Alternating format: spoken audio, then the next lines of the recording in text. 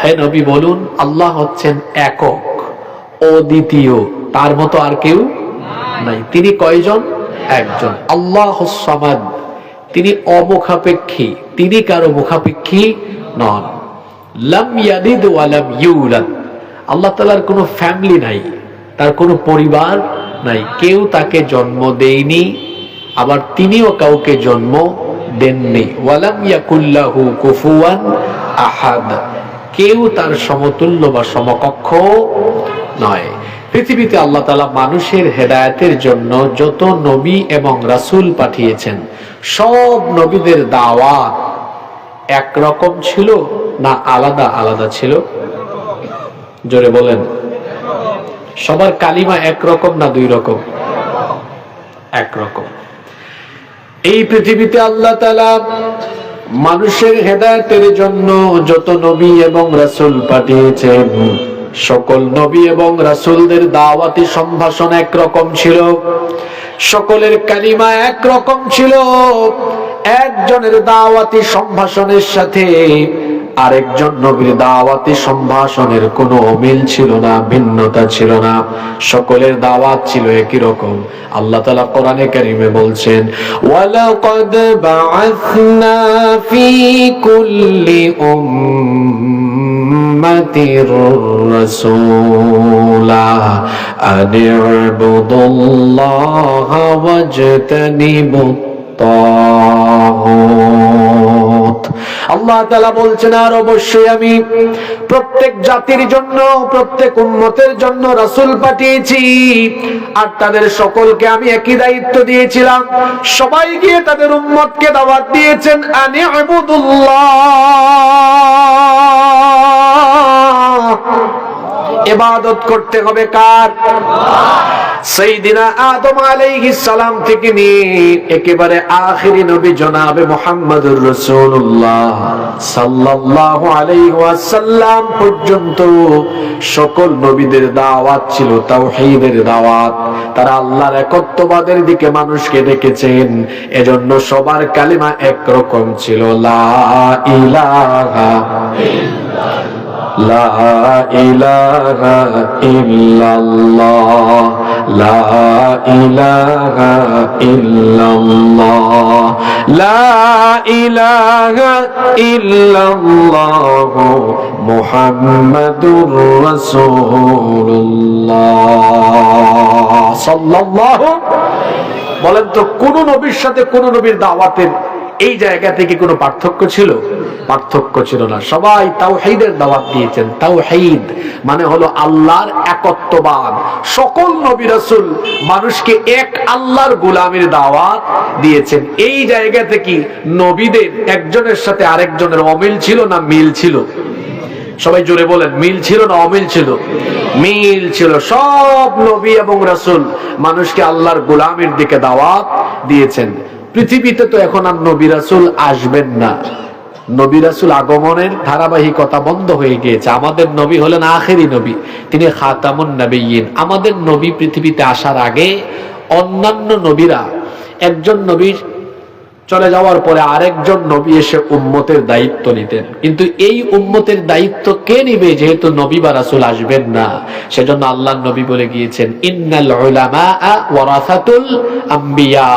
উলামায়ে কেরাম নবীগণের ওয়ারিস হয়ে তারাও মানুষদেরকে তাওহীদের পথে, তারা মানুষদেরকে রিসালাতের পথে আহ্বান করবেন। এই পৃথিবীতে নবী রাসূলদের পরে সাহাবায়ে কেরাম, তাবেঈ, তাবে তাবেঈন, সালফে সালেহিন, আইম্মায়ে মুজতাহিদিন, তারপরে আউলিয়ায়ে কেরাম, উলামা মাশায়েখ, সবাই মানুষকে তাদের নিজেদের গোলামির দাওয়াত দিয়েছেন না আল্লাহর গোলামির দাওয়াত দিয়েছেন? আপনারা আলোচনা প্রথম থেকে শুনেন, নইলে পেছ খাই পড়বেন। আজকে খুব চমৎকার একটি টপিক আমরা ধরছি, মনোযোগ আছে তো সবার? আচ্ছা বলেন তো, কোন নবী রাসূল কি এসে তাদের নিজেদের ইবাদত করার দাওয়াত দিয়েছেন? জোরে বলেন, দিয়েছেন? নবী রাসূলদের পরে সাহাবায়ে কেরাম, তাবেঈ, তাবে তাবেঈ, সালফে সালেহিন, আইম্মায়ে মুজতাহিদিন, ওলিয়া উলিয়া, পীর মাশায়েখ, উলামায়ে কেরাম, কেউ কি তাদের নিজেদের ইবাদতের দাওয়াত দিয়েছেন? জোরে বলেন, দিয়েছেন? এই সিলেটের মাটিতে এসেছেন হযরত শাহজালাল রহমতুল্লাহ আলাইহি, শাহপরান রহমতুল্লাহ আলাইহি, তাদের সাথে 360 জন আউলিয়া এসেছেন। তারা কি এই সিলেটে এসে মানুষকে তাদের গোলামীর দাওয়াত দিয়েছেন না আল্লাহর গোলামীর দাওয়াত দিয়েছেন? তাহলে বোঝা গেল নবী রাসূল এবং সকল পূর্বসূরীরা এবং ওলামা মাশায়েখ, পীর মাশায়েখ সবাই মানুষকে এক আল্লাহর দাওয়াত দিয়েছেন, তাওহীদের দিকে মানুষকে দাওয়াত দিয়েছেন। ঈমানের মূল বিষয় হলো তাওহীদ। আমরা যখন কবরে চলে যাব, কবরে 3টা প্রশ্ন আছে। প্রথম প্রশ্নটাই করা হবে তাওহীদ সম্পর্কে। আপনারা প্রথম প্রশ্নটা জানেন। প্রথম প্রশ্নটা হলো মার রব্বুকা। কবরের 3টা প্রশ্ন, একটা প্রশ্ন আমলের না, মনে রাখবেন। 3টা প্রশ্ন হলো আকীদার।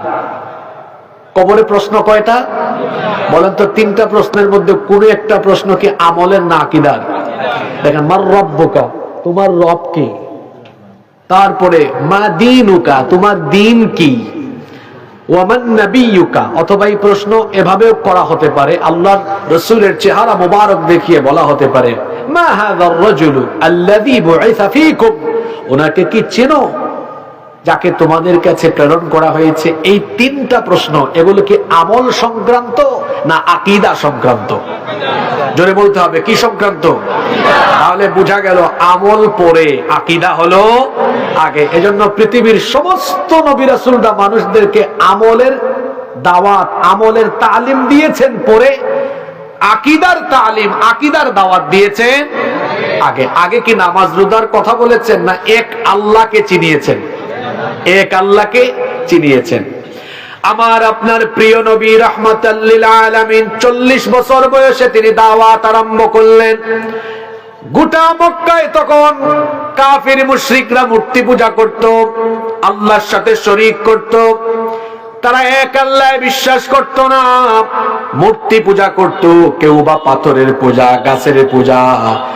এক আল্লাহর ইবাদত বাদ দিয়ে তারা যখন বিভিন্ন উপাস্য গ্রহণ করে নিয়ে মূর্তি পূজার শিরকের মধ্যে নিমজ্জিত হয়েছিল, সেই সমাজে সে আল্লাহর নবী প্রথম দিন দাওয়াত দিলেন। বুখারীর হাদিস, আল্লাহর নবী তাদেরকে বলেছিলেন, আইয়ুহান নাস, হে মানব জাতি, কুলু লা ইলাহা ইল্লাল্লাহ তুফলিহু, হে মানুষেরা, যদি সফল কাম হতে চাও, দুনিয়া আখিরাতে যদি সফলতা নাজাত চাও, তাহলে ঘোষণা দাও লা ইলাহা ইল্লাল্লাহ। লা ইলাহা, আগে তাওহীদের দাওয়াত দিয়েছেন। ঠিক তেমনি ভাবে এর আগেকার সকল নবীরা, যে নবী যে উম্মতের জন্য এসেছেন, সব নবী প্রথম তাওহীদের দাওয়াত দিয়েছেন। সকল নবী তার উম্মতকে প্রথমেই বলেছেন, ইয়া কওমি ইবুদুল্লাহ মা লাকুম মিন ইলাহিন গায়রুহ। আল্লাহর কোরআন সাক্ষী, কোরআনে কারীমে আল্লাহ বলেছেন, সকল নবীরা তার উম্মতকে এসে প্রথমেই বলেছেন, এক আল্লাহর গোলামি করো, তিনি ছাড়া আর কোনো মাবুদ। আপনার ঈমান পরিশুদ্ধ করার জন্য আগে তাওহীদ সম্পর্কে জ্ঞানার্জন করতে হবে। আল্লাহর একত্ববাদের উপরে পরিপূর্ণ আস্থা বিশ্বাস অর্জন করতে হবে। তাওহীদের ভেতরে কোনো ভেজাল বা শিরকের মিশ্রণ ঘটানো যাবে না। এজন্য রব্বুল আলামিন কোরআনে কারীমের 2 নম্বর সূরা সূরাতুল বাকারা এর 22 নম্বর আয়াতে বলছেন, ফালা তাজআলু লিল্লাহি আনদাদা ওয়া আনতুম তা'লামুন, তোমরা জেনে বুঝে আল্লাহর সাথে কাউকে শরীক করো না, কারণ আল্লাহর সাথে কোনো শরীক নাই। যত ধরনের গুনাহ আছে, গুনাহ তো 2 প্রকার, কাবাইর, সগাইর। কবিরা গুনাহ, সগীরা গুনাহ। আর কবিরা গুনাহের মধ্যে সবচাইতে বড় কবিরা গুনাহ হলো আকবারুল কাবাইরি আশ-শিরকু বিল্লাহ। সবচাইতে বড় কবিরা গুনাহ হচ্ছে আল্লাহর সাথে কি করা? শিরক করা। What is shirk? What's the meaning of shirk? মা মানা শিরক? শিরক শব্দের অর্থ কি? শিরক বলতে আপনি কি বুঝেন? What do you mean by shirk? শিরক মানে কি? আল্লাহ তাআলার নাম, তার গুণাবলীতে, তার ইবাদতে, তার সার্বভৌমত্বে মহান আল্লাহর সাথে অন্য কাউকে সমকক্ষ সাব্যস্ত করা মানে হলো আল্লাহর সাথে শিরক। ইবাদত পাওয়ার একমাত্র যোগ্য, ইবাদত পাওয়ার একমাত্র হকদার কে? চাইতে হবে কার কাছে? আপনারা এত আস্তে বলেন কেন? চাইতে হবে কার কাছে? সাজদা দিতে হয় একমাত্র কাকে? চাইতে হয় কার কাছে? সকল ক্ষমতার মালিক কে?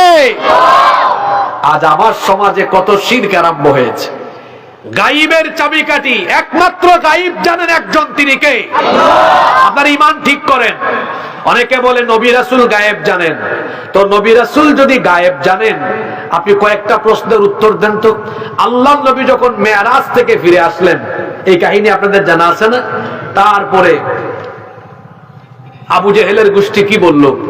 তারা বলল, মুহাম্মদ, আমরা বলি সাল্লাল্লাহু আলাইহি ওয়াসাল্লাম। তোমার মাথা কি ঠিক আছে? হ্যাঁ, যেখানে মক্কা থেকে মসজিদে আকসা পর্যন্ত যেতে দ্রুতগামী ঘোড়ায়ও তো এক মাস সময় লাগে যেতে। তুমি বলতেছো রাতের কিছু অংশে মসজিদে হারাম থেকে মসজিদে আকসা, আবার সেখান থেকে 7 আসমান পাড়ি দিয়ে তারপরে সিদরাতুল মুনতাহা ভেদ করে মেরাজ করে ফেলেছো। এটা কেমন কথা? তারা প্রশ্ন করেছিল না? তাইলে বলো তো, বাইতুল মুকাদ্দাসে জানালা কয়টা, দরজা কয়টা? প্রশ্ন করছিল না? আল্লাহর নবী কি সাথে সাথে জবাব দিতে পেরেছেন? আল্লাহর নবী চুপচাপ হয়ে গেলেন। আল্লাহ তাআলা বলেন, ও নবী, পেরেশান হওয়ার কোনো কারণ নাই, আপনার উত্তর দেওয়ার ব্যবস্থা করে দিচ্ছি। আল্লাহ তাআলা তার নবীর চোখের সামনে বাইতুল মুকাদ্দাস তুলে ধরলেন। নবীজি দেখে দেখে দেখে দেখে সব জবাব দিয়ে দিয়েছেন। আল্লাহু আকবার। তো নবী যদি নিজেই জানতেন, তো আল্লাহ জানানোর দরকার ছিল? কথা বলেন না কেন? দরকার ছিল? আরো শোনেন, আরো শোনেন আপনারা। কোরআনের 18 নম্বর সূরা কি? সূরার নাম কি? সূরা কাহাফ। এখানে আলেম ওলামা বসে আছেন, সবাই এদিকে তাকান, আল্লাহর কথাগুলো শুনেন। সূরা কাহাফ নাজিল হয়েছে 3 প্রশ্নের উত্তর দিয়ে। জোরে বলেন, কয়টা প্রশ্নের উত্তর? কাফিররা আল্লাহর নবীর দাওয়াতকে ঠেকানোর জন্য তারা মদিনায় গিয়েছে ইহুদি পণ্ডিতদের সাথে দেখা করার জন্য। বলল, আমাদের এলাকায় আব্দুল্লাহর ছেলে মুহাম্মদ, আমরা বলি সাল্লাল্লাহু আলাইহি ওয়াসাল্লাম, আমাদের চোখের সামনে বড় হয়েছে। একটা এতিম সন্তান, গরিব ঘরের ছেলে, হঠাৎ করে সে বলে সে নাকি নবী হয়ে গিয়েছে, আর তার দাওয়াত শুনে মানুষ দলে দলে তার দিকে যায়। তাকে আটকাইতে পারতেছি না। আমরা তো নবুয়তও বুঝি না, আসমানি কিতাবও বুঝি না, কিছু বুদ্ধি আমাদেরকে দাও, বুদ্ধি ধার করার জন্য তোমাদের কাছে এসেছি, তারা আটকাবো কেমনে? তারা তখন বলল, দেখো, সে যদি সত্যি নবী হয়ে থাকে তাহলে এমন 3টা প্রশ্ন শিখাই দিব, গিয়ে করো। এটা নবী রাসূল ছাড়া কেউ উত্তর দিতে পারবে না, কারণ নবীরা তো নিজে থেকে কথা বলেন না, নবীদের কাছে খবর আসে কার তরফ থেকে? জোরে বলেন, কার তরফ থেকে? ওয়ামা ইয়ানতিকু আনিল হাওয়া ইন হুয়া ইল্লা ওয়াহয়ুন ইউহা। নবী বানিয়ে বানিয়ে কোনো কথা বলেন না, যা বলেন তা ওহী হিসাবে আসে, যার তরফ থেকে। জোরে বলেন তো, তিনি কে? তারা বলল, যাও 3টা প্রশ্ন গিয়ে করো। 1 নম্বর প্রশ্ন করো গুহাবাসী 7 জন যুবক সম্পর্কে। যেই ঘটনাটি ঘটেছিল আল্লাহর নবী দুনিয়াতে আসার আরো 400-450 বছর আগে। 7 জন যুবক একটি গুহায় আল্লাহর অশেষ কুদরতে 309 বছর পর্যন্ত ঘুমিয়েছিল।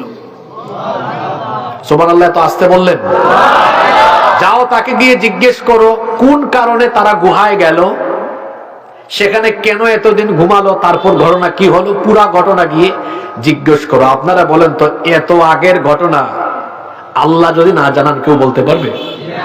জোরে বলেন, বলতে পারবেন? 1। 2 নম্বর প্রশ্ন গিয়ে করেন মুসা এবং খাদির আলাইহিস সালাম সম্পর্কে, কোন কোন riwayate এসেছে রূহ সম্পর্কে। 3 নম্বর প্রশ্ন গিয়ে করো ওই ব্যক্তি সম্পর্কে যিনি পৃথিবীর পূর্ব থেকে পশ্চিম পর্যন্ত সকল এলাকা বিজয় করে সারা পৃথিবী শাসন করেছেন, তার নাম হলো যুলকারনাইন। নাম কি? এগুলো নবীজির সময়কালের ঘটনা না, আরো বহু আছে, হাজার হাজার বছর আগের না? এই 3টা প্রশ্ন এসে তারা নবীকে করলো। নবীজি 3টা প্রশ্নের উত্তর, 3টা প্রশ্ন শুনে কাফিরদেরকে বলতেন, যাও কালকে আসিও, জবাব দিয়ে দিব। আগামীকাল আসবে, জবাব দিয়ে দিব। নবীজি ভাবছেন কাফিররা চলে যাবে, জিবরিল আসবেন, ওহী নাজিল হবে, নবীজি পরের দিন জানাই দিবে। পরের দিন কাফিররা এসেছে, আল্লাহর নবী উত্তর দিতে পারেন নাই। কাফিররা কই, কি রে, তাইলে মনে হয় ধরা খাইছে। 3য় দিন আসছে, নবীজি উত্তর দিতে পারেন নাই, বলেছেন পরের দিন আসো। এই রকম করে 15 দিন গিয়েছে, আল্লাহ নবী উত্তর দিতে পারেন। জোরে বলেন তো কয়দিন? কাফিররা সন্দেহ বাড়াতে লাগলো, বললো বুঝছি এতদিনে ধরা খাইছে। আল্লাহ নবীর মন খারাপ হয়ে গেল, কাফিররা সমালোচনা করতেছে। অবশেষে আল্লাহ নবী কাফিরদের সমালোচনার জবাব দিয়ে আর নবীজিকে সান্ত্বনা দিয়ে কাফিরদের 3টা প্রশ্নের পুরা জবাব দিয়ে পুরা একটা সূরা আল্লাহ নাজিল করলেন। সুবহানাল্লাহ। আর উত্তর দিতে লেট হলো কয়দিন? এই 15 দিন দেরি হলো কেন? এটা আল্লাহ সূরায় বলেছেন, ওয়ালা তাকুলান্না লিশাইইন ইন্নী ফাইলুন যালিকা গাদান ইল্লা আইয়াশা আল্লাহ। ও নবী, ইনশাআল্লাহ বলা ছাড়া আগামীকাল কিছু বলবেন বা করবেন আপনি এটা বলতে পারেন না। আল্লাহ চাইলে পারবেন, নইলে আপনি পারবেন না। এই ঘটনা আপনাকে কি শিক্ষা দিল? একমাত্র আল্লাহ ছাড়া পৃথিবীর কেউ গায়েব জানে না। যদি জানতেন তাইলে তো 15 দিন দেরি হতো না, সাথে সাথে জবাব দিতে পারতেন। নিজের আকীদাকে বিশুদ্ধ করেন। গায়েবের একমাত্র মালিক যিনি, জুড়ে বলেন তিনি কে?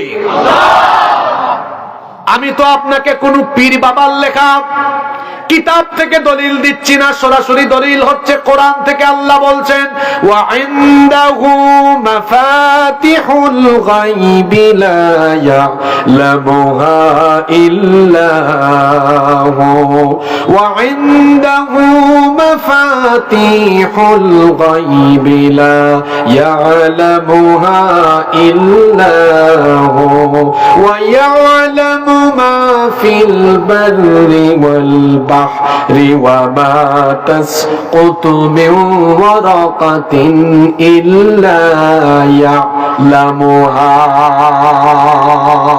অদৃশ্যের চাবিকাঠি, গায়েবের চাবিকাঠি একমাত্র যার হাতের মুঠায়, তিনি কে? আরো জোরে বলেন, তিনি কে? কেন তাওহীদ নিয়ে আলোচনা করছি? কেন বলতেছি যে ইমানের ভেতরে শিরক ঢুকানো যাবে না? কারণ হলো আমল কম হলেও আল্লাহর দয়ায় জান্নাত পাওয়া যেতে পারে, কিন্তু আপনার ইমানে যদি শিরক ঢুকে যায় তাহলে বিনা হিসাবে বিনা বিচারে জাহান্নামে যাওয়া লাগবে। কথা কি বোঝা যায়? মনে রাখবেন, আমলের জন্য বিশুদ্ধ ঈমান শর্ত। আমলের জন্য কি শর্ত? আমল কম হলেও আল্লাহ দয়া করে জান্নাত দিতে পারেন কি পারেন না? ঈমানেই ভেজাল, ঈমানেই ভেজাল। এর বাঁচার সম্ভাবনা আছে? কারণ সবচাইতে কবিরা গুনার নাম কি? এই শিরক হচ্ছে কেমনে? বলতেছে আল্লাহ ছাড়া অন্য কেউ গায়েব জানে, এটা বলা, বিশ্বাস করা। কার সাথে শিরক করা? জ্যোতিষীর কাছে যাওয়া, গণকের কাছে গিয়ে হাত দেখানো। অনেক মহিলারা আছে গণকের কাছে হাত দেখায়, বলে গণক আমার হাত দেখে ভবিষ্যৎ বলে দিতে পারবে। ভবিষ্যৎ একমাত্র যিনি জানেন, জুড়ে বলেন তিনি কি? আমি একবার এক গণককে পেয়েছিলাম, সে মানুষের হাত দেখে তারপরে বলতেছে আমি ভবিষ্যৎবাণী করব। আমি তার কাছে গিয়ে কিছু যুবকদেরকে বললাম, গরুর রশি কয়েকটা নিয়ে আসো। আমার দিকে তাকায় বলে, ভাই গরুর রশি আনাইতেছেন কেন এখানে? আমি বললাম আনানোর পরে টের পাইবো। কয় না ভাই বলেন। আমি বললাম তোরে বাঁধবো। তারপরে বলে কেন? আমি বললাম তুই না মানুষের হাত দেখে ভবিষ্যৎ বলতে পারিস। আজকে সকালবেলা বাড়ি থেকে বের হয়ে আসার আগে তো নিজের খবর জানতি না, তোরে যে আমি এখানে আজকে বাঁধবো। কে বলেন এরকম আছে না নাই? আল্লাহ নবী বলেছেন যারা গণকের কাছে যায় 40 দিন পর্যন্ত এদের কোনো নামাজ কবুল হয়। জ্যোতিষীর কাছে যাওয়া, গণকের কাছে যাওয়া, যারা যাবে ঈমান হারিয়ে ফেলবে, মুশরিক হয়ে যাবে। তারপরে অনেকে আছে জাদু টুনা, বান মারা, এগুলোর সাথে সম্পৃক্ত। অনেক দুষ্ট লোকদের কাছে গিয়ে বান মারা, জাদু টুনা, এই সকল কাজে অনেকে লিপ্ত হয়। খবরদার এটা করবেন না।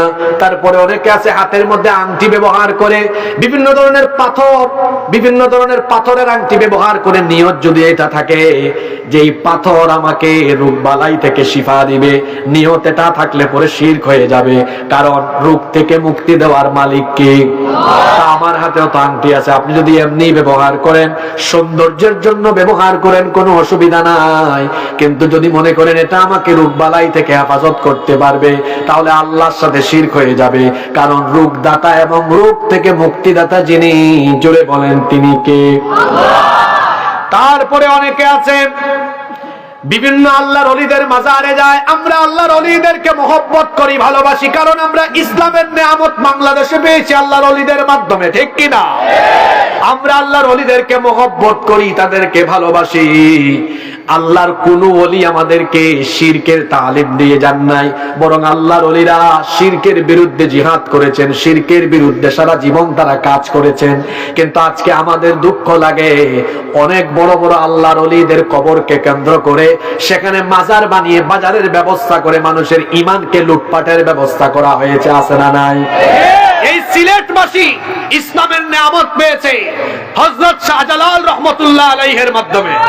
হযরত শাহজালাল মুজাররদে ইয়ামানি রহমাতুল্লাহ আলাইহি 360 আউলিয়া নিয়ে সিলেটে ঢুকে আল্লাহর ওলি গৌর গোবিন্দকে সিলেট থেকে উৎখাত করে দিয়ে এই সিলেটে আল্লাহর দ্বীনের দাওয়াত দিয়ে সিলেটের মাটিকে তাওহীদের মাটিতে পরিণত করেছে।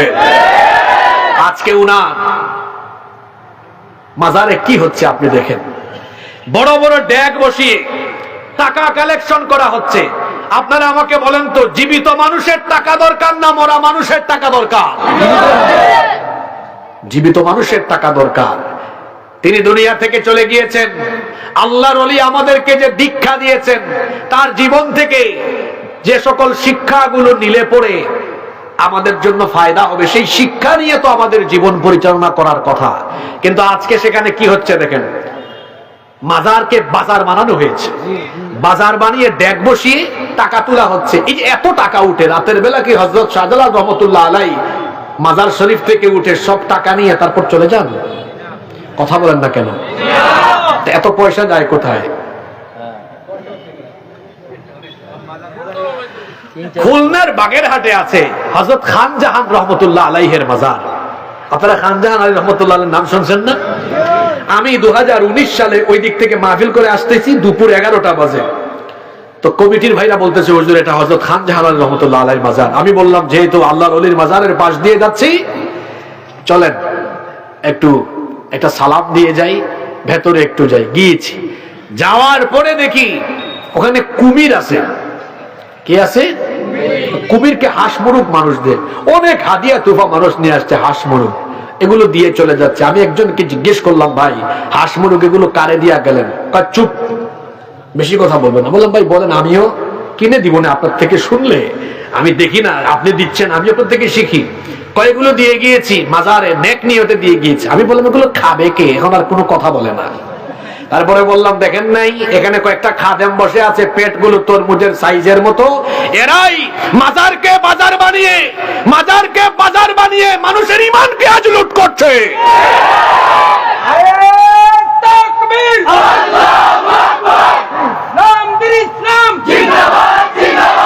সময় একটু কম, তো পরে স্লোগান দেন। গুগল শরীফ আছে না যুবক ভাইয়েরা? আচ্ছা, যুবকদেরকে একটা কথা শিখায় দেই। গুগল শরীফে মাহফিলের পরে যুবক ভাইরা লিখবেন বাংলাদেশে মাজারের নাম সমূহ, দেখবেন যে মাজারের নাম আসবে খেতা শাহ, গেদা শাহ, ল্যাংটা শাহ, বুদাই শাহ।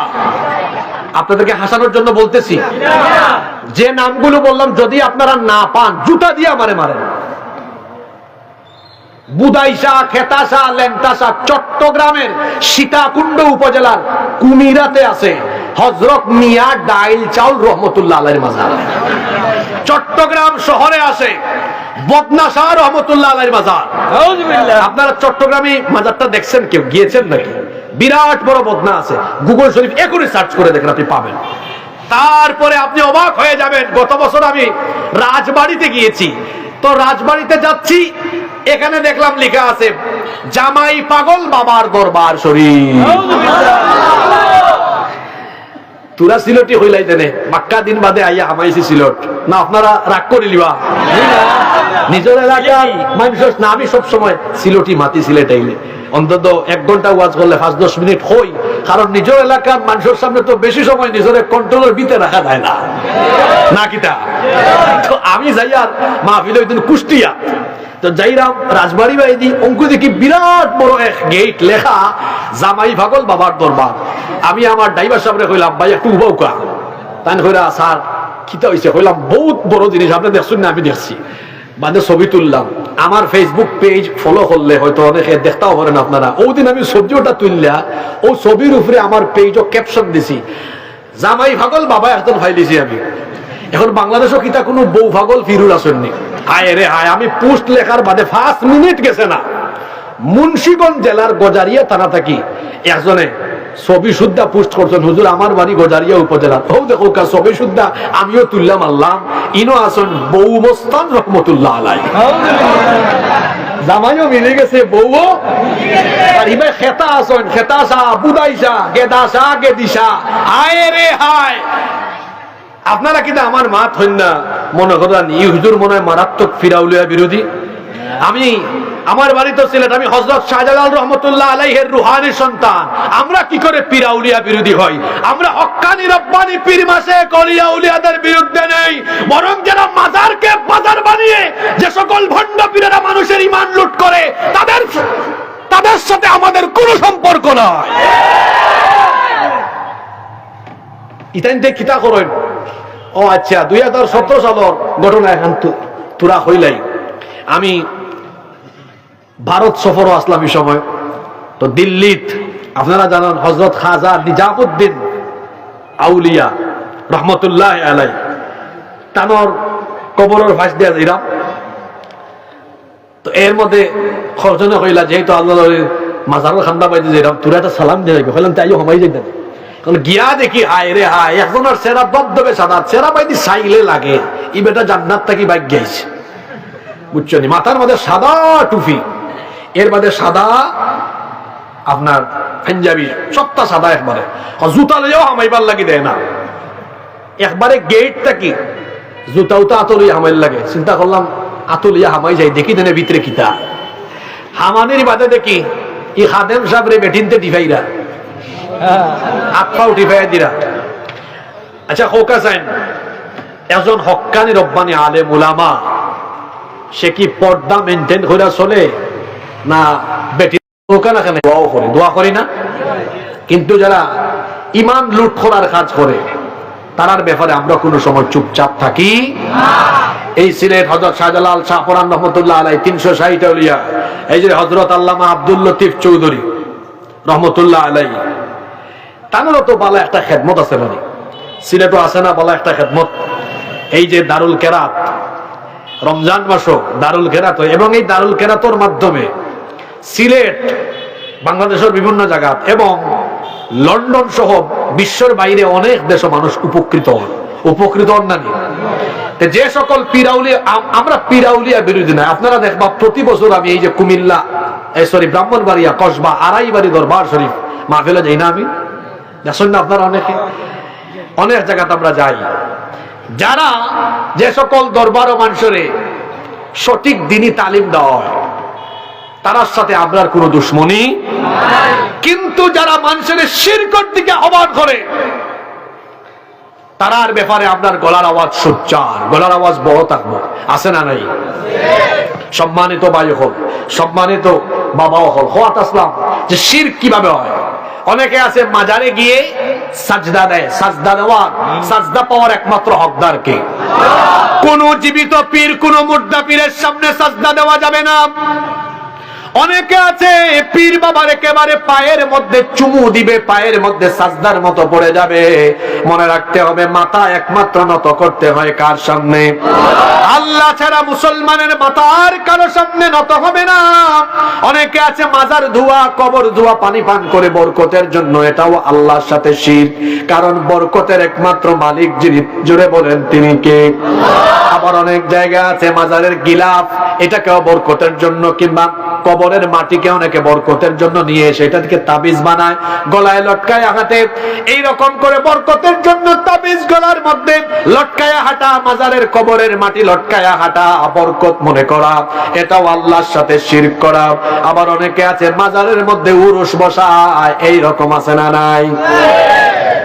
যারা মাজারের মধ্যে উরুস বসাইয়া গান বাজনা করে এরা তো শয়তানের চাইতে আরেক ধাপ এগিয়ে গিয়েছে। শয়তান এদেরকে খেলাফতে দিয়া শয়তান ওই এলাকা থেকে চলে গিয়েছে। গান বাজনা করা কোনো মুমিনের কাজ নয়। আল্লাহর নবী বলেছেন, আল গিনা ইয়ামবুতুন নিফাকু ফিল কলবি কামা ইয়ামবুতুল মাউজ জারা। কোন জমিতে যখন পানি সেচ দেওয়া হয়, পানি সেচ দেওয়া হলে যেমন সেই জমিনের ফসলের উৎপাদন বাড়ে, ঠিক তেমনি ভাবে গান বাজনা মানুষের অন্তরের নিফাকি বাড়িয়ে দেয়। গান বাজনার মাধ্যমে মানুষের অন্তর নাপাক হয়ে যায়, গান বাজনার মাধ্যমে মানুষের ঈমানটা একেবারে বরবাদ হয়ে যায়, কলুষিত হয়ে যায়। গান বাজনা হলো শয়তানের কাজ। জুড়ে বলেন কার কাজ? কোরআন তেলাওয়াত করা, আল্লাহর শানে, রাসূলের শানে, আল্লাহর শানে রাসূলের শানে গলার আওয়াজ বের করা, এটা হলো মুমিনের কাজ। এজন্য আমার যুবক ভাইদেরকে, মুমিন ভাই বোনদেরকে বলবো, আমরা কোনো গান বাজনা, শয়তানি কোনো বাদ্যযন্ত্র, মিউজিক এবং শয়তানি কোনো আড্ডা তামাশার সাথে সম্পর্ক রাখবো। আল্লাহর কোরআন শুনবো, কোরআন তেলাওয়াত করব। কারণ কোরআন তেলাওয়াত করলে, কোরআন তেলাওয়াত শোনালে, কোরআন তেলাওয়াত করলে বা শুনলে ঈমান যিনি বাড়িয়ে দেন, জোরে বলেন তিনি কে? সে আল্লাহ বলছেন, ওয়া ইযা তুলিয়াত আলাইহিম আয়াতুহু যাদাতুহুম ঈমানা। আর যখন তাদের সামনে আল্লাহর আয়াত তেলাওয়াত করা হয়, তখন তাদের ঈমান আরো বেড়ে যায়। কোরআন তেলাওয়াতে ঈমান বাড়ে বলেছেন কে?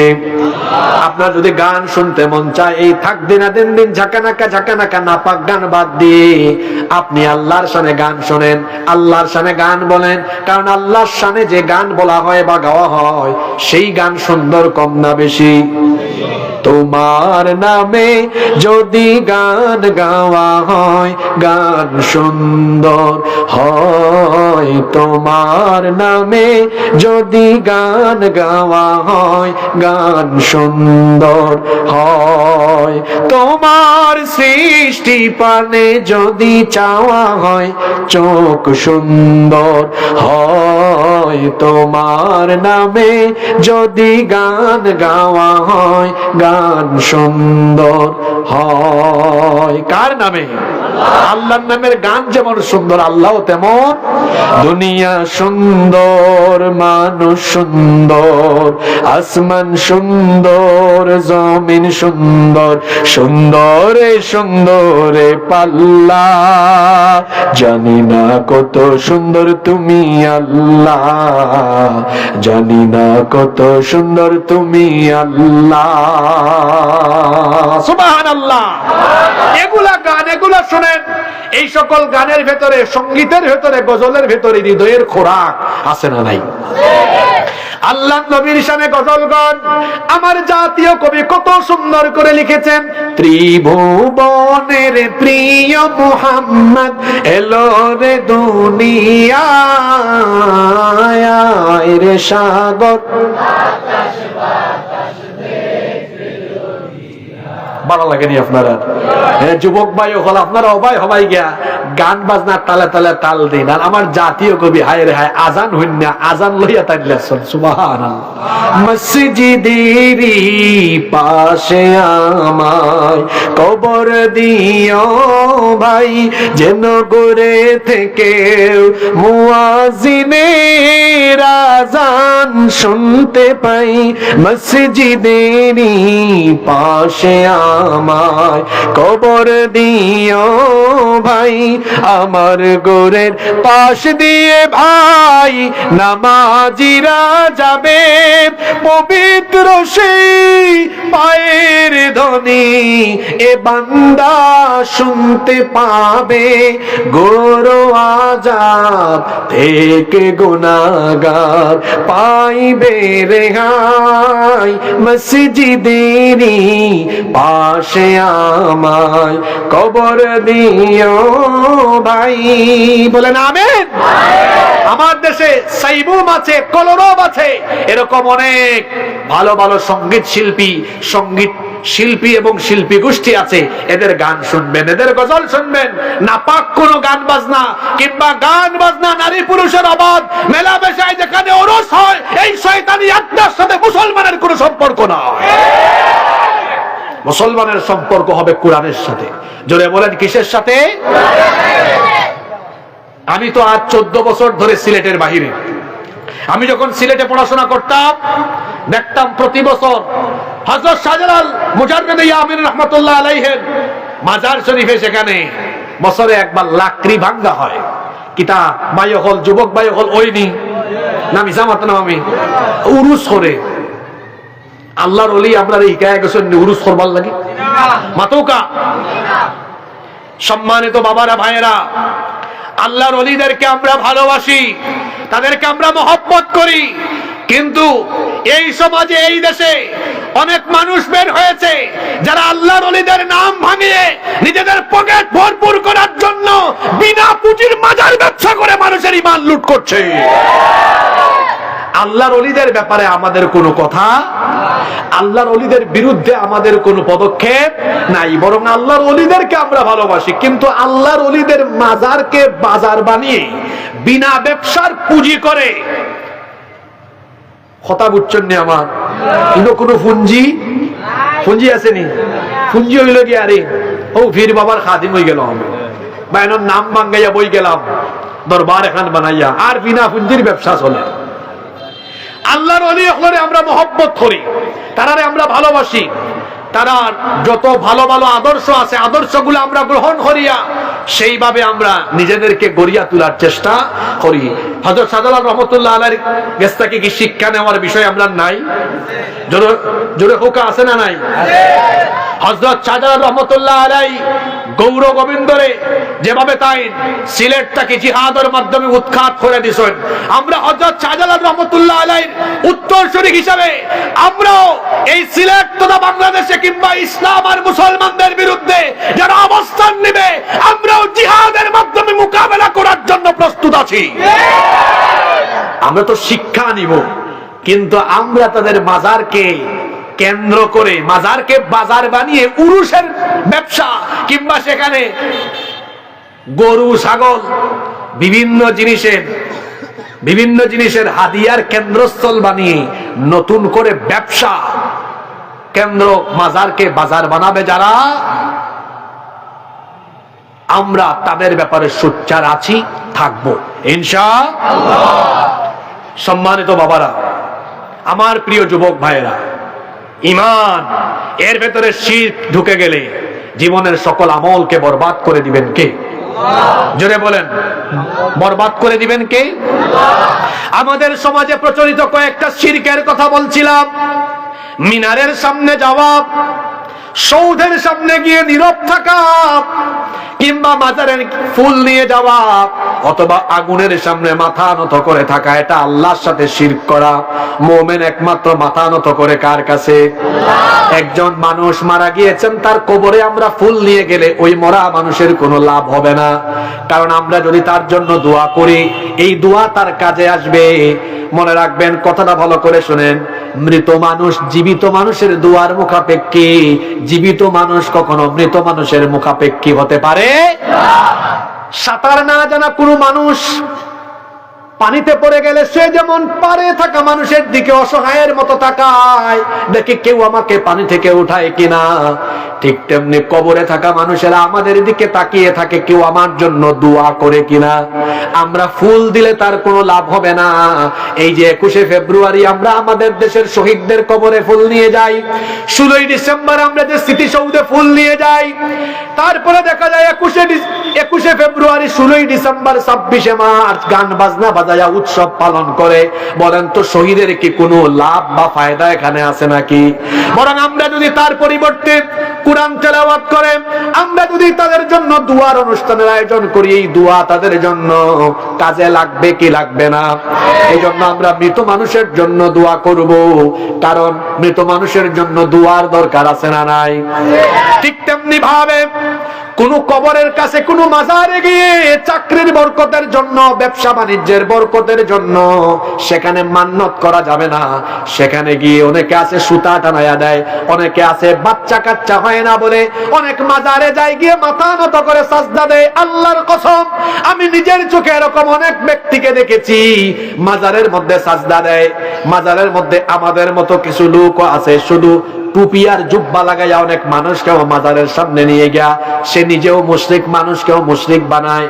ওই যে কিছুদিন আগে দেখছেন না চট্টগ্রামে বন্ড দেখছেন আপনারা, হে নিজে তারে হয় জাহাঙ্গীর হুজুর, যুবক ভাই হল মাতুকাবা দেখছেন নি আপনারা, হে ফুয়াইন হক করে লইয়া গেছে পরীক্ষার্থী গিয়া ও বাজান কিতাব ভাই হল ঠিক কইরাম নি আমি ও পয়েন্ট গুনতায় পরীক্ষা দিতা তারে ফাঁস করিয়া দিলাও কা দোয়া দেও কা একটু ইমতিহান মে কামিয়াব নসিব করো ওলা কিতা এখন হইছে আপনারা হোকা যায় হে যে তার বাপরে গিয়া রাখে কবরও থাকা কোন মানুষ জবাব দেওয়ার কোন ইখতিয়ার আছে মাতুকা ইখতিয়ার আছে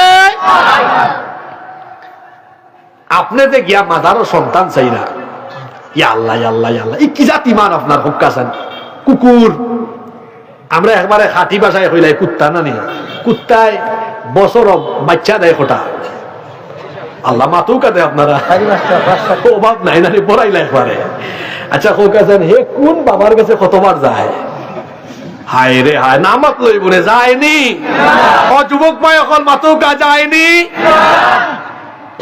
কুত্তা কত বাচ্চা হয় সেউর কাছে জীবনেও চায় না আর আপনার তো আল্লাহর সৃষ্টির শ্রেষ্ঠ মানুষ আপনি এখানে বাচ্চা একটা ওয়াল লাগি হ্যাঁ অমুকর পিছনে তমুকর পিছনে তাবিজ দেউকা তার বাদে অনেক জীবিত ফির মরা ফির মাজারও গিয়া মাথা নত করিয়া আবার জীবিত ব্যক্তির ফাওর গেছে মাথা টেকাই আপনি চাইরা আপনি কি জানেন না 86 বছর বয়সে আমাদের জাতির পিতা ইব্রাহিম আলাইহিস সালাম সন্তান চেয়েছেন বুড়া বয়সে যখন মানুষের সন্তান হওয়ার কথা না তিনি তখন যখন আল্লাহর কাছে দোয়া করলেন রব্বি হাবলি মিনাস সালিহিন রব আমাকে নেককার সন্তান দাও 86 বছর বয়সে তাকে সন্তান দিয়েছেন কে ইব্রাহিম আলাইহিস সালামের আরেক স্ত্রীর নাম সারা বন্ধা চিকিৎসা বিজ্ঞান আমাদেরকে বলে বন্ধা নারীর ঘরে কোনো সন্তান হয় কিন্তু আল্লাহ তাআলা ওই বন্ধা নারীর ঘরেও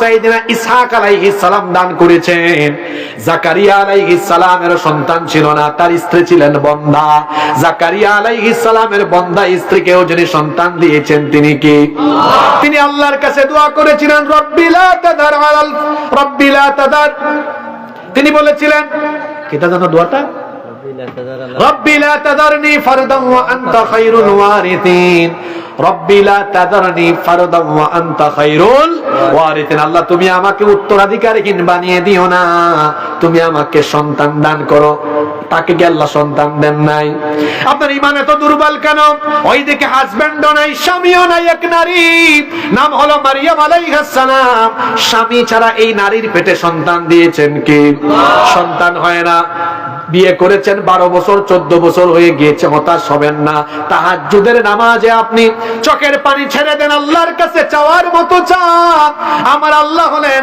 এমন দুনিয়ার মানুষের কাছে চাইলে মানুষ রাগ করে আর আল্লাহর কাছে না চাইলে আল্লাহ রাগ করেন আল্লাহু আকবার আল্লাহর নবী বলেছেন মাল্লাম ইয়াসআলিল্লাহ ইয়াগদাব আলাইহি যে ব্যক্তি আল্লাহর কাছে চায় না আল্লাহ তার উপর বেজার হয়ে যান আর যে ব্যক্তি আল্লাহর কাছে যত বেশি চায় আল্লাহ তার উপরে তত বেশি খুশি হয়ে যান 5 ওয়াক্ত নামাজের মুয়াজ্জিন হচ্ছেন আব্দুল করিম সাহেব আব্দুল জব্বার সাহেব আর তাহাজ্জুদের নামাজের মুয়াজ্জিন স্বয়ং আল্লাহ আল্লাহু আকবার কারণ তাহাজ্জুদের নামাজের টাইমে আল্লাহ তাআলা ডাক দেন মানজাল্লাযী ইয়াদউনি এমন কে আছে এখন আমাকে ডাকবে যখন সারা দুনিয়ার মানুষ ঘুমিয়ে গিয়েছে কে আছে আমাকে ডাকবে আমার সাথে প্রেম ভালোবাসা বিনিময় করবে মানজাল্লাযী ইয়াসআলানি কে মন আছে যে আমার কাছে চাইবে বান্দারে ঘুম থেকে উঠ আমার কাছে চা বান্দারে ভালো করে শোন এই যে মাগরিবের পরে সন্ধ্যার পর থেকে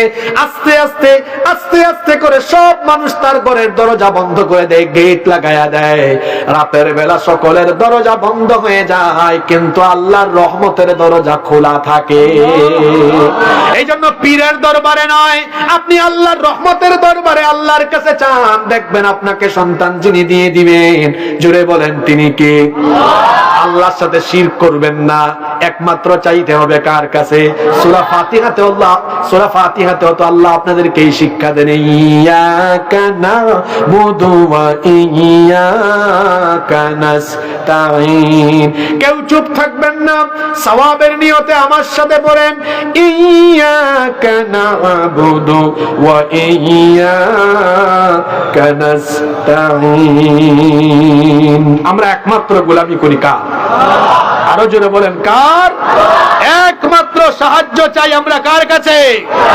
সে আল্লাহর সাথে কোনো শিরক করা যাবে? ইবাদত করতে হবে কার?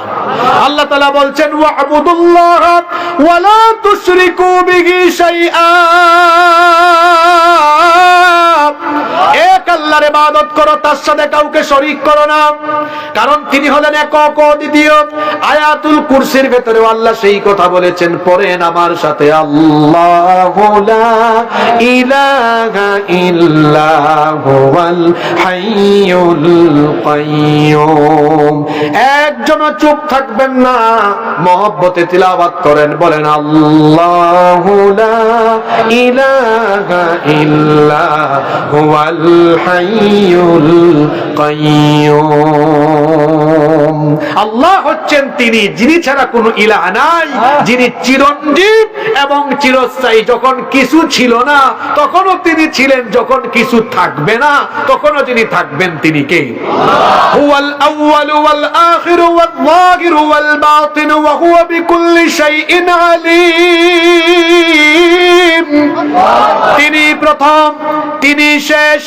যখন কোনো কিছু ছিল না তখনও তিনি ছিলেন, আবার যখন কোনো কিছু থাকবে না, কুল্লু মান আলাইহা ফান, সবকিছু একদিন ফান হয়ে যাবে। ওয়া ইয়াবকা ওয়াজহু রাব্বিকা যুল জালালি ওয়াল ইকরাম,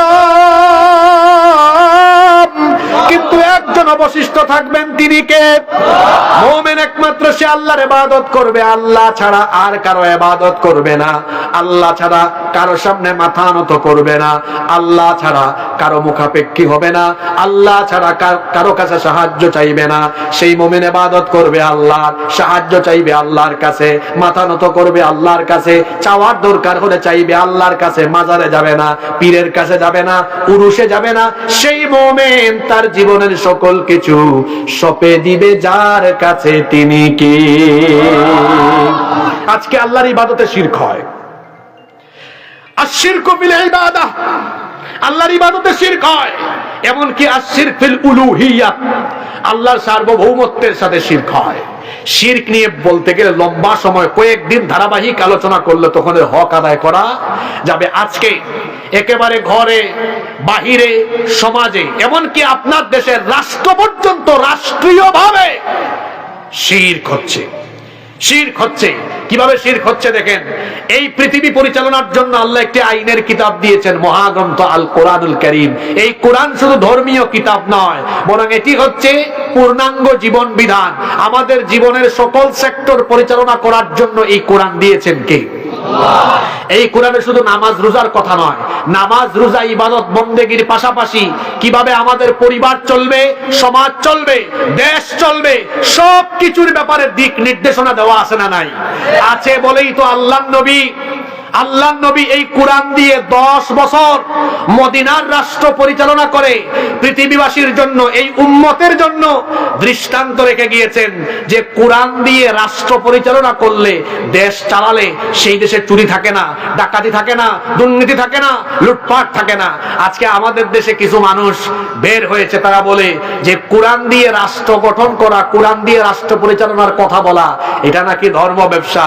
কোরআন দিয়ে রাষ্ট্র পরিচালনা করা ধর্ম ব্যবসা নয়, বরং কোরআন দিয়ে রাষ্ট্র পরিচালনার কথা বলা, কোরআন দিয়ে রাষ্ট্র পরিচালনার সংগ্রাম করা, এটা হলো আমাদের প্রিয় নবী সাল্লাল্লাহু আলাইহি ওয়াসাল্লামের রেখে যাওয়া সুমহান আদর্শ। ধর্ম ব্যবসা কারে কয় আমরা চিনি। ইলেকশনের আগে পাঞ্জাবি আর টকি লাগাইয়া, আর মাথার মাঝে 40 আর হিজাব লাগাইয়া হুজুর হলের কাছে গিয়া দোয়া লওয়া, আর ক্ষমতাত গিয়ালে নিরপরাধ হুজুর হলে দুইরা জেলখানা ঢুকায় যারা, প্রকৃত ধর্ম ব্যবসায়ী হলো তারা। সম্মানিত ভাইয়েরা, আজকে রাষ্ট্রীয় পর্যায়ে আল্লাহর আইনের সাথে কিভাবে শিরক হচ্ছে দেখেন। আল্লাহ করেছেন হালাল, আপনার দেশের আইন করেছে হারাম। আপনারা হুন্ডারি না বেজার হয়ে গেছেন আমার কথা। আজকে ওয়াজের বিষয় একটু করা হয়ে গেছে না, করা হইলেও কিছু করার নাই, কথা একজন হও লাগবো। আচ্ছা, আল্লাহ যে তা হালাল বানাইছেন, মাঝে মাঝে সিলটি মাতলে আপনারা বেজার হয়ে যাননি। আমরা সিলটি মানুষ তো খালি দেখা যাবো ওপর ভাগল, তা আমরা তো সারা দেশও যাই না। আমি তো আপনারও সন্তান, আমরাও হিলা মারতাম পারি, কোনো অসুবিধা নাই। তবে নিজের এলাকার মানুষের সামনে নিজের ভাষায় মাতার মাঝে একটা মজা আছে না নাই? মাঝে মাঝে আল্লাহকে আমি মাতিলাই। আচ্ছা, হুকা চাই আল্লাহ যেটা হালাল বানাইছেন, কোন মানুষের ক্ষমতা আছে এটা হারাম বানানি? আল্লাহ যেটা হালাল বানাইছেন কেউ যদি হারাম বানাইলায়, আর আল্লাহ যেটা হারাম বানাইছেন কেউ যদি এটা হালাল বানাইলায়, তে হে কিটা আল্লাহর লগে শিরিক করলো না? তার কোনো ক্ষমতা আসেনি এটা করা? আজকে দেখো কাঁচা হোক আছেন আপনার আর গাঁর 70 বছরের ভুয়া এগে যদি 15 বছরের ফুরি দিয়ে বিয়া করিলায়, আল্লাহর আইনে কোনো অসুবিধা আসেনি? কেন? আর একটু জোরে হোক, অসুবিধা আসেনি? কিন্তু আপনার আর দেশের আইনে এটা বালা খাম না অপরাধ? এটার নাম কি? এটার নাম কিতা বিবাহ? ওরে বাবারে, বাল্য বিবাহ। ওই তো হোক কাকার বার যে হুজুরে বিয়া করে বা হুজুর সুদ্ধা জল হামাইবা। আল্লাহ বানাইছেন হালাল আর আপনার দেশের আইনে বানাইছেন কিতা? দেখরানি খারবার। আচ্ছা অঙ্কু যদি 17 বছরের মুন্না 15 বছরের মুন্নেরে লইয়া দরকার লাউ তোলা, জাউ তোলা, বট তোলা, গাছ তোলা, এফসি কলেজের সিফা সাফা, সাজালাল বার্সিটির সিফা সাফাত বইয়া বাদাম খায়, কবুতরের জোড়াল্লা খান দৈর্ঘ গোলা বয়, এগুলো করে খাওয়াইয়া দেয়, এটা হয়েছে আল্লাহর আইনে অপরাধ এবং হারাম। এখন মাতৌকা যান, কেউ চুপ থাকবে না। আপনার আর দেশের আইনে এটা অপরাধ নেই। জুয়ে মাতৌকা আপনার দেশের আইনে হইবা সারো, এটা ব্যাপারও না। এটা অঙ্কুর পুরোটাই কিতা করিলাই তখন সারো, এটা কোনটাও নাই। আচ্ছা আপনি হোকা বিয়ারে আল্লাহ বানাইছেন হালাল, আপনার দেশের আইনে বানাইছে কিতা?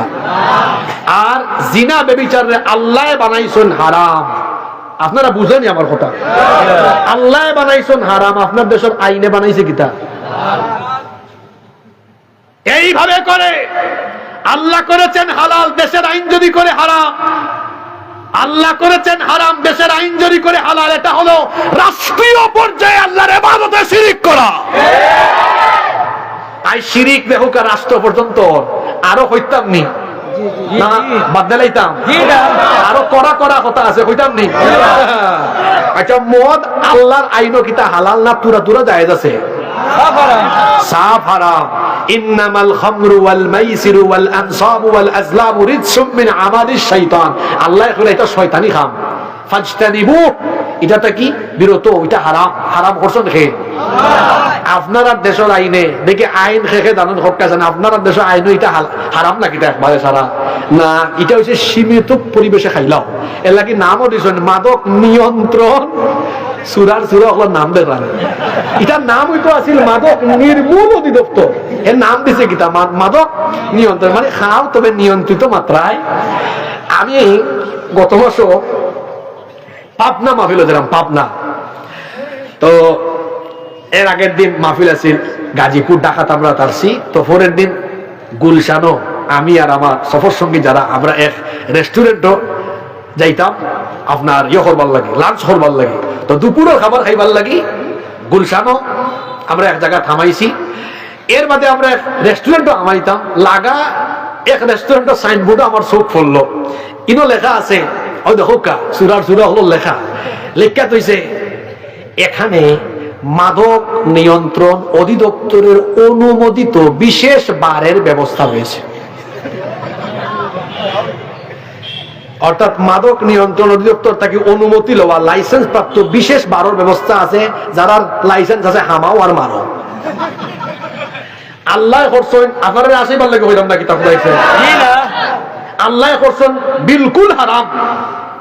আল্লাহ করছেন বিলকুল, আর আপনার দেশের আইন তুরা তুরা ছাড়ি দাও, অসুবিধা নাই। এমন কেউ যারা যারা আইন বানায়, যারা ক্ষমতার থাকে, এমন বহু মানুষ আছে এরাও আস্থার খাই তুইয়া পড়ি লয় কিতা মিশা কইলাম নি। এটা যদি হারাম হয়ে যেতে রাইতে খাই তুই, রাইতে খাই তুই তো কিলা ও তার খাই তো আল্লাহ কি তারা ইতা কিতা করে। আল্লাহ হল্লা হারাম আর আপনি বানাইল্লা হালাল। এটা কি আল্লাহর সাথে রাষ্ট্রীয়ভাবে শিরক নাই? শিরক নাই? আইন প্রণয়নের ক্ষমতা কার? আলা লাহুল খালকু ওয়াল আমর। সৃষ্টি যার, আইন চলবো। আরো আছে, আরো ডেঞ্জারাস কিছু কথা আছে, কইতাম নি ভাই। কি জাত বিষয়? ধর্ম নিরপেক্ষ মতবাদ, এটা হলো শয়তানি একটা মতবাদ। আচ্ছা আপনার আমার ভাই চাউকা আর আল্লাহর কথা খান নৌকা অন্য যদি ফাঁসবু মানুষ না হয়, এক বেটা নৌকা আমি মুসলমান, আর একজন হিন্দু, আর একজন খ্রিস্টান, আর একজন বৌদ্ধ, আর একজন ইহুদি, ও আমরা হজন আচ্ছা হোকাজানি 5 জন ব্যক্তি তারা তারার ধর্মর পক্ষে না বিপক্ষে? হোকাজানি পক্ষে না বিপক্ষে? তে ধর্মর ব্যাপারে কোনো বাইদেও নাই, আমি খেউর লগে নাই, এটা খে ধর্ম নাই খা শয়তানর খার ধর্ম নাই খা হে কোন ধর্মর পক্ষেও। তাহলে ধর্ম নিরপেক্ষ মতবাদ এটা একটা শয়তানি কুফরি মুশরিকি মতবাদ। এটি আমাদের দেশের সংবিধানের অনুচ্ছেদে আছে। ইউনূস সাহেবকে আমরা বলবো, আপনি সংবিধান সংস্করণের কাজে হাত দিয়েছেন। 90% মুসলমানের এই দেশে 90% মুসলমানের ঈমান আকীদা বিধ্বংসী এই ধর্ম নিরপেক্ষ মতবাদ এটি সংবিধানের যে অনুচ্ছেদে আছে সেখান থেকে বাতিল করে এই কুফরি মতবাদকে ডাস্টবিনে বঙ্গোপসাগরে নিক্ষিপ্ত করতে হবে।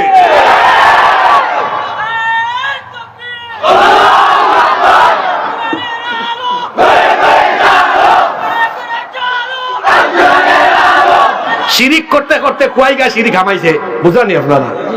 আর নির্বাচন আইল নি, এক গ্রুপ বাড়াই যাবা মানুষের ফার্ম দিতা করি, তারা ফার্মর কথা কইতাম নি ওই দহকা আইয়া কর জনগণ আপনারা সকল ক্ষমতার মালিক। ইন্না লিল্লাহি ওয়া ইন্না ইলাইহি, সকল ক্ষমতার মালিক কি?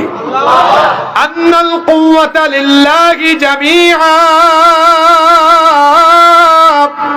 আবার ক্ষমতার নামে আল্লাহ সূরা দিয়েছেন সূরা মুলক। সেই সূরার শুরুতে আল্লাহ বলেছেন তাবারাকাল্লাযী বিয়াদিহিল মুলকু ওয়া হুয়া আলা কুল্লি শাইইন কাদির। বরকতময় সুমহান সেই সত্তা যার হাতে সকল ক্ষমতা, সকল ক্ষমতার মালিক যিনি। গলার আওয়াজ বড় করে বলেন তিনি কে? নির্বাচনের টাইমে আইয়া হয় আপনারা সকল ক্ষমতার মালিক, ইকান হইয়া তোরা ফার্ম দেয় আপনারা ফার্ম দিয়া বাদে বুট অক্সাইন কালেকশন করিলায় করার বাদে যখন ক্ষমতার যায় এই সময় আপনারা এরপরে হাসা কথা ইমানদারের লেখার হোক্কা যায়। এই সময় ক্ষমতার মালিক তারা জনগণে রাখে না নিজেই যায়? ওইয়া বাদে মাঝে মাঝে এমন অবস্থা হয়। আচ্ছা তারার যুক্তি অনুযায়ী যদি সকল ক্ষমতার মালিক জনগণ হয় তো জনগণে যত সময় থাকবা চাইবা অত সময় না থাকতায়, না চাইলে থাকতায় না। এখন জনগণে যদি না চায় হয় একবারে গুলি করে অকটেলে ফুটাইলা। জনগণের টাকায় কেনা গুলি জনগণের বুকের উপরে বিদ্ধ করে, জনগণের বুক ঝাঁঝরা করে দেয়। এরা আবার বলে সকল ক্ষমতার মালিক জনগণ। এরা এই কুফরি মতবাদ, এই কুফরি কথা প্রচার করে করে জনগণের কাছ থেকে ভোট নেওয়ার পরে ক্ষমতার অপব্যবহার করে স্বৈরাচার হয়ে আবার জনগণের বুকে গুলি চালায় যারা, আসল শয়তান হলো তারা। ধর্মের এই সকল ক্ষমতার মালিক জনগণ বা উচ্চ জনগণ এই কথা বলা বা বিশ্বাস করা এটা শিরকি আকীদা, কুফরি কথা। এমন কোন কথা মুসলমান বলতে পারে না, বিশ্বাস করতে পারে আপনারা এলাকার যদি ইটা কোনো নেতা ফাইন হইবা বাবারে যাও কি তওবা করে বাদে আমরা সামনে আইও। সব ক্ষমতার মালিক কি? আরো জোরে হোকা, সব ক্ষমতার মালিক কে? এইভাবে করে শিরকের সয়লাব হয়ে যাচ্ছে। আপনারা বলতে পারেন হুজুর আজকে আপনি 1 ঘন্টার উপরে শিরক নিয়ে এত কথা বললেন কেন? ভালো করে শুনেন কেন শিরক নিয়ে এত কথা বললাম। যে ব্যক্তি শিরক করে, শিরকের সাথে লিপ্ত হয়, এই ব্যক্তির 3টা মারাত্মক পরিণাম আছে। কথা বুঝে থাকলে বলেন তো কয়টা পরিণাম? 3টা। সূরা নাম্বার আয়াত নাম্বার সহ বলে দিই, বাড়ি গিয়ে মিলিয়ে নিন। 1 নাম্বার, যে ব্যক্তি শিরকের সাথে লিপ্ত সেই ব্যক্তি আল্লাহর ক্ষমা থেকে বঞ্চিত হয়ে যাবে। যে ব্যক্তি আল্লাহর ক্ষমা পাবে না ওই ব্যক্তি আল্লাহর জান্নাতও কোনোদিন পাবে না। রব্বুল আলামিন কোরআনুল কারীমের 4 নম্বর সূরা সূরাতুন নিসা এর 48 নম্বর আয়াতে বলছেন ইন্নাল্লাহা লা ইয়াগফিরু আন ইউশরাকা বিহি ওয়া ইয়াগফিরু মা দুনা যালিকা লিমান ইয়াশা ওয়া মান ইউশরিক বিল্লাহি ফাকাদ ইফতারা ইসমান আযীমা। আল্লাহ তাআলা বলছেন নিশ্চয়ই আল্লাহ শিরকের গুনাহ ছাড়া যে কোনো গুনাহ ক্ষমা করে দেন। যে ব্যক্তি আল্লাহর নামে মিথ্যাচার করে, শিরক করে, সেই ব্যক্তি মহা পাপের রচনা করে। এই আয়াত আমাদেরকে কি বার্তা দিল? শিরকের গুনাহ ছাড়া অন্য যে কোনো গুনাহ বান্দা করলে সে সেই গুনাহ আল্লাহ মাফ করে দিতে পারেন, কিন্তু শিরকের গুনাহ বান্দা তওবা না করা পর্যন্ত আল্লাহ মাফ করেন না। তার মানে শিরকে লিপ্ত হয়ে যারা মারা যায় তারা আল্লাহর ক্ষমা থেকে বঞ্চিত। জোরে বলেন কি থেকে বঞ্চিত? এজন্য কেউ যদি শিরক করে, শিরকের উপর থেকে মারা যায়, এই ব্যক্তি আল্লাহর ক্ষমা পাবে না। 2 নাম্বার শিরকের পরিণাম হলো যে ব্যক্তি শিরকি কাজ করবে, এই ব্যক্তির সারা জীবনের সকল আমলকে যিনি বরবাদ করে দিবেন তিনি কে? রব্বুল আলামিন কোরআনুল কারীমের 39 নম্বর সূরা সূরাতুজ জুমারের 65 নম্বর আয়াতে বলছেন, ওয়ালাকাদ উহিয়া ইলাইকা ওয়া ইলাল্লাযীনা মিন ক্বাবলিকা লাইন আশরাকতা লায়াহবাতান্না আমালুকা ওয়া লাতাকুনান্না মিনাল খাসিরিন। আল্লাহ তাআলা বলছেন, ও নবী, আপনার উপরে এবং আপনার পূর্ববর্তী সকল নবী রাসূলদেরকে একই রকমের ওহী করা হয়েছে, যদি তোমরা শিরকে নিমজ্জিত হও, শিরকের সাথে লিপ্ত হও, সকল আমল বাতিল করে তোমাদেরকে একেবারে সব আমল বাতিল করে দিয়ে আমল শূন্য বানিয়ে দিবেন তিনি কে? তাহলে শিরকের সাথে যে ব্যক্তি লিপ্ত হয়ে তার আমল বরবাদ হয়ে যায়, বাতিল হয়ে যায়। এই যে আপনারা মাহফিলে আসলেন, মাহফিলে আসলে তো সওয়াব হয়, কেউ যদি শিরকের সাথে লিপ্ত হয় তার এই আমল, তার এই নেক আমল দিয়েও কোনো লাভ হবে না, এটাও বাতিল করে দিবেন কে? নাম্বার 3, শিরকে যে ব্যক্তি লিপ্ত হয়ে যাবে ওই ব্যক্তির জন্য আল্লাহ জান্নাত হারাম করে দিবেন, জাহান্নাম ওয়াজিব করে দিবেন। কোরআনে কারীমে রব্বুল আলামিন বলছেন, কোরআনে কারীমের 5 নম্বর সূরা সূরাতুল মাইদা এর 72 নম্বর আয়াতে আল্লাহ তাআলা বলছেন, ইন্নাহু মাইয়ুশরিক বিল্লাহি ফাকাদ হারামাল্লাহু আলাইহিল জান্নাতা ওয়া মাওয়াহুন নার ওয়া মা লিয-যালিমিনা মিন আনসার। আল্লাহ তাআলা বলছেন, নিশ্চয়ই যে ব্যক্তি আল্লাহর সাথে শিরক করবে, ফাকাদ হারামাল্লাহু আলাইহিল জান্নাতা ওয়া মাওয়াহুন নার, আল্লাহ তার জন্য জান্নাত হারাম করে দিবেন এবং জাহান্নামের আগুন তার জন্য অবধারিত করে দিবেন। ওয়া মা লিয-যালিমিনা মিন আনসার, কিয়ামতের দিন তাদের জন্য কোনো সাহায্যকারীও থাকবে না। 3টা সূরার 3টা আয়াত থেকে আপনাদেরকে শিরকের ভয়াবহ পরিণাম জানালাম। 1 নাম্বার পরিণাম হলো, যদি কোনো ব্যক্তি শিরকে লিপ্ত হয় সে আল্লাহর ক্ষমা থেকে বঞ্চিত, আল্লাহ তাকে মাফ করবেন না। আপনি অন্যান্য যে কোনো গুনাহ করেন, এই গুনাহ নিয়ে কিয়ামতের মাঠে দাঁড়ালে হয়তোবা আল্লাহ তাআলা এরকম বহু গুনাহগার ব্যক্তিকেও আল্লাহ দয়া করে জান্নাত দিয়ে দিতে পারেন কি পারেন না? কিন্তু শিরকের গুনাহ নিয়ে কেউ যদি হাজির হয়, আল্লাহ তাকে কোনোভাবেই ক্ষমা করবেন না। শিরকের গুনাহে লিপ্ত ব্যক্তি আল্লাহর ক্ষমা পাবে না।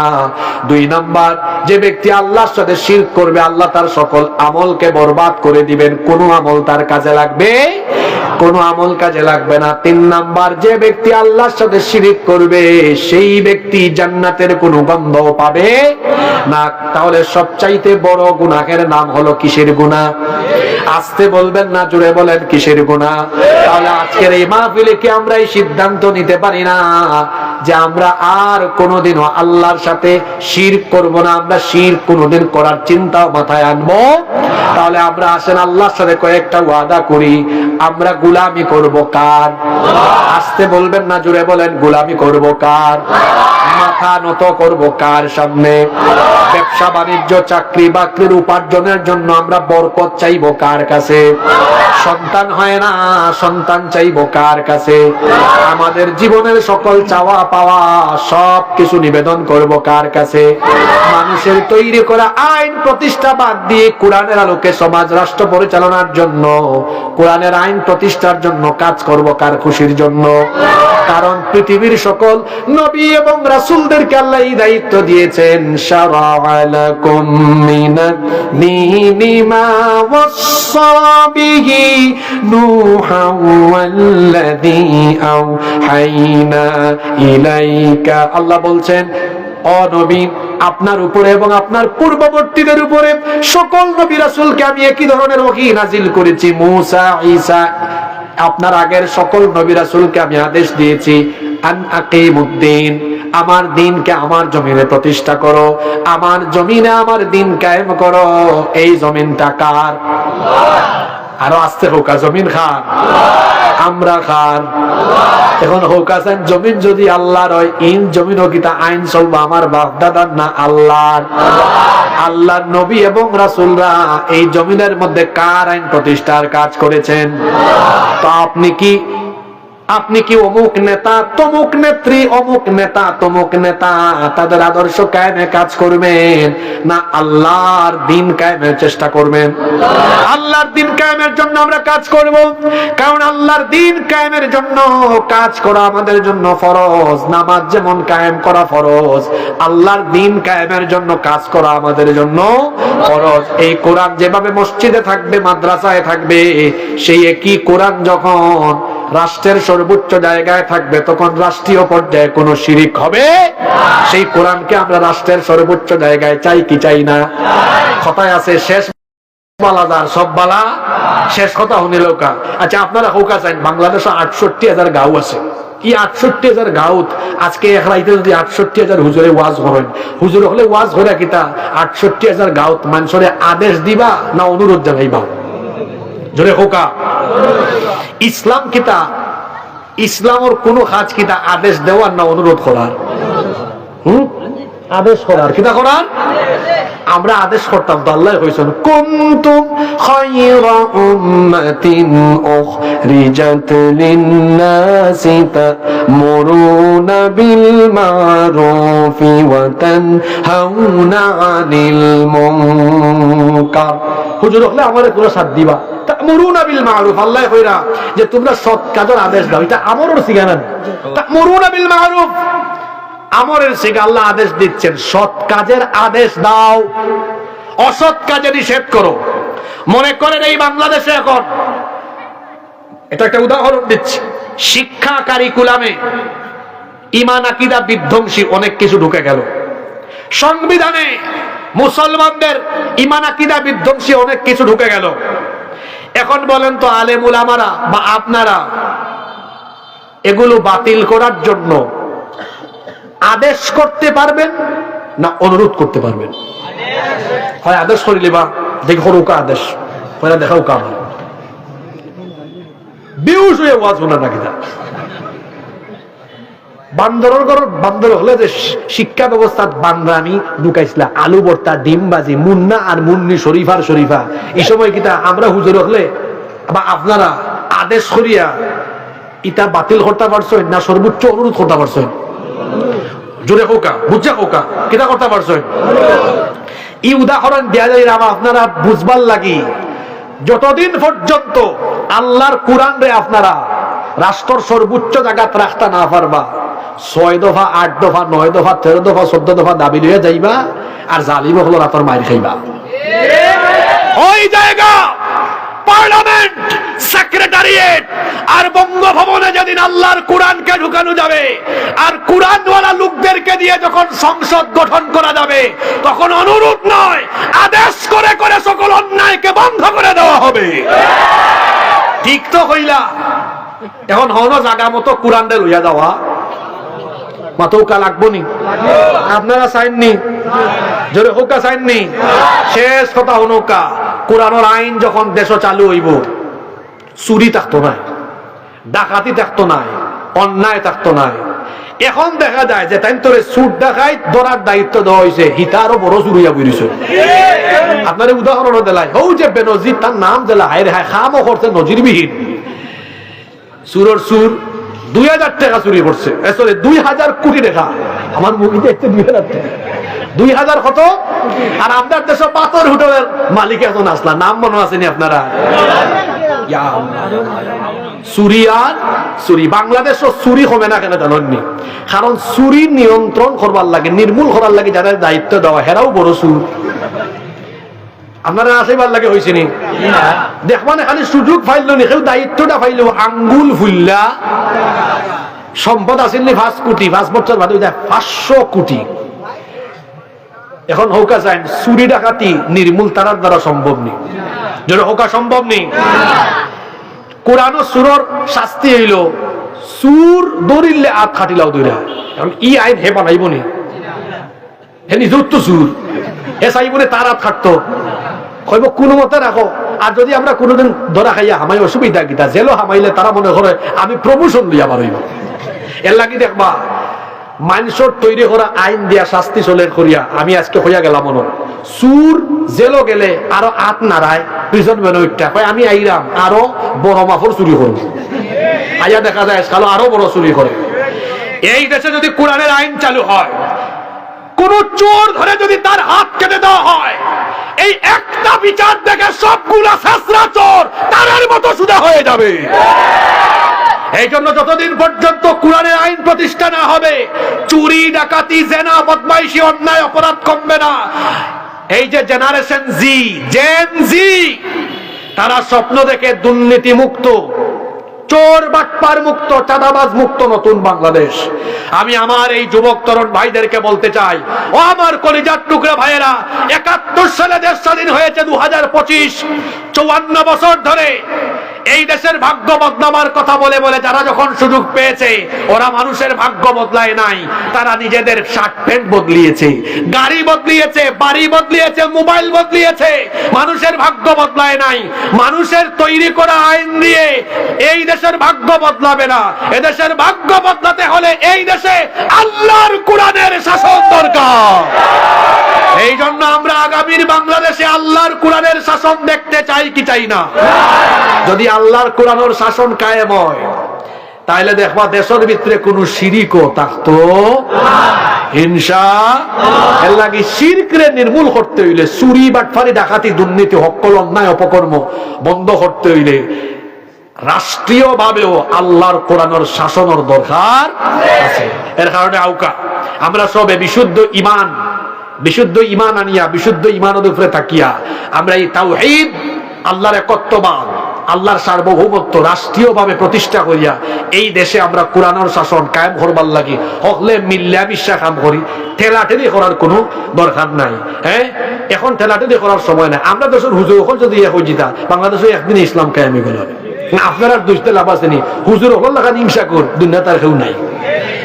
তোরা 1 মিনিট মাতিয়া শেষ করে লাই, রাগ করবানি আপনারা। এগো আরো করে দেখতেও পারে না। তাই যদি কমি হইতে আলিয়ার দেখবা ধরো ইন আলিয়া ইন খালিয়া, এর কোনো ইলিমু নাই। তাই যদি জামাত হইতে হইবা আমরাও হকলতা, তাই যদি হেফাজত হইবা এই না আবার কিতা জানেন হনৌকা। এই দেশ যারা দিনর কাজ করেন, মনটারে বড় করুকা, সব আপনার ভাই। আমি জামাতকে ভালোবাসি, হেফাজতকে ভালোবাসি, চরমুনাইকে ভালোবাসি, খেলাফতকে ভালোবাসি, জমিয়তকে ভালোবাসি, সারসিনাকে ভালোবাসি, ফুরফুরাকে ভালোবাসি, ফুলতলিকে ভালোবাসি। যারা মুসলমান সবাই আমাদের ভাই, কারো সাথে আমাদের কোনো দুশ্মনী। কেন দুশ্মনী করব আমরা? আমরা যদি এক হয়ে যাই, হৌকা চাইনি দেশ ইসলামের বিরুদ্ধে কেউ হইতে পারবো না। আমরা কিতা করি? হুজুরে হুজুরে ঠেলাঠেলি করি। এর লাগে আমি প্রায় সময় কই, ফাল্লার জেলা ব্যাং রাখা কঠিন, হুজুর হলে ওলা এক টেবিল একসাথে ভুয়ানিও কঠিন। আচ্ছা হৌকা চান খাইল যদি সব হুজুর হল এক টেবিল বইয়া, আমরা সবাই হয়ে গেছি। 10টার সময় কথা হইলে 11টার আগে আস্থা দেশের মানুষ কইবা হুজুর হলে হয়ে গেছেন, আমরা হয়ে গেলাম। আস্থা দেশের দায়িত্ব হুজুর হলে আমরা দিলাইলাম। ঠিক আছে রে কথা? ঠেলাঠেলি করবা না। তবলিগ যারা, তারাও তো দিনের তোরা কাজ করেন না, যারা জমাত তারাও কাজ করেন, হেফাজত তারাও কাজ করেন। এর লাগে আমরা সব মিললে যদি এ হইতাম পারি, আপনার লগে হয়তো আমার বিরোধ আছে, আমরা খাইসলত কিলা ওখান হইয়া শেষ করি।